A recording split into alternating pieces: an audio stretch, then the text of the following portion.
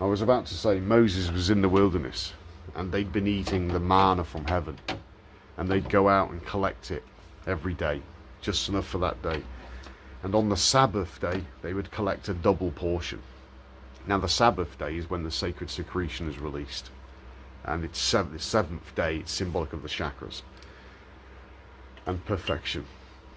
But the Israelites, the ancient word is Ishi Sarah El, and it means individuals that struggle with God. So it's an individual. It's you. If you take this challenge on, and struggling with God is your brain. And when you overcome, when you sort the house out, then you'll meet the Father. So it's speaking symbolically, just so people can understand it. Now, they got sick of eating manna from heaven, and the manna from heaven is the sacred secretion. They wanted flesh. So God sent them quails. Now a quail is a harmless little bird, and it's a bit stupid, and it's easily caught, and it doesn't fly very high.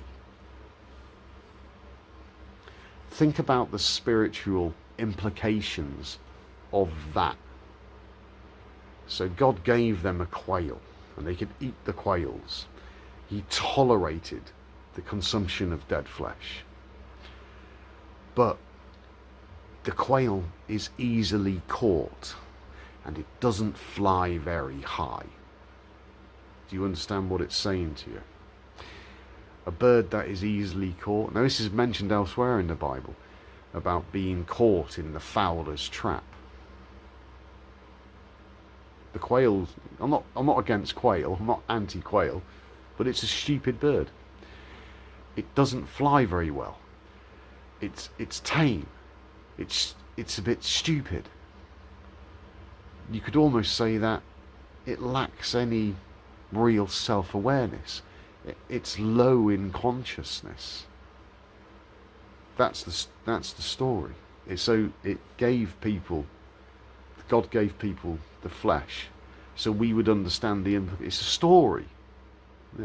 If these things happened, who fucking cares? Let's pay attention to what it means now to you, the individual.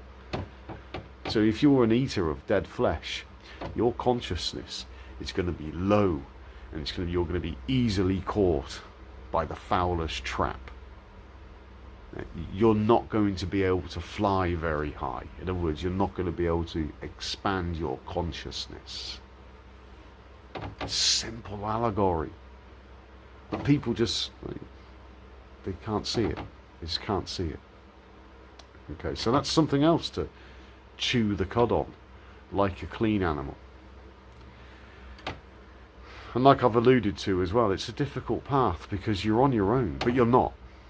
You are too. And as your journey progresses, as you start to make changes, when the student is ready, the master will appear. The teacher will appear. The messenger will appear. And then you'll start to understand, because the ego is a quail, and it's always running behind. It can't fly very high because it's fucking stupid. But then it becomes enlightened. The enlightened mind. Enlightenment. I've seen the light, but you see it within.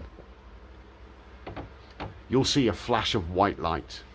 And that was symbolized in the Bible as the Apostle Paul was on the road to Damascus, and Jesus appeared, flashing light in the sky.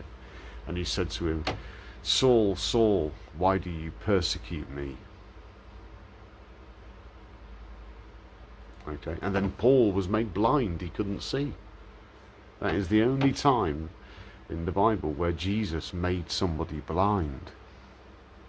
Normally he made them see. Why did Jesus, the character, blind the Apostle Paul?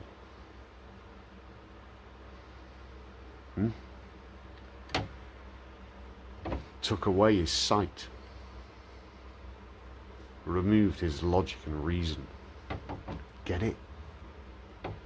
The wide path to destruction. Anyway, chew the cud. Clean your house, meditate.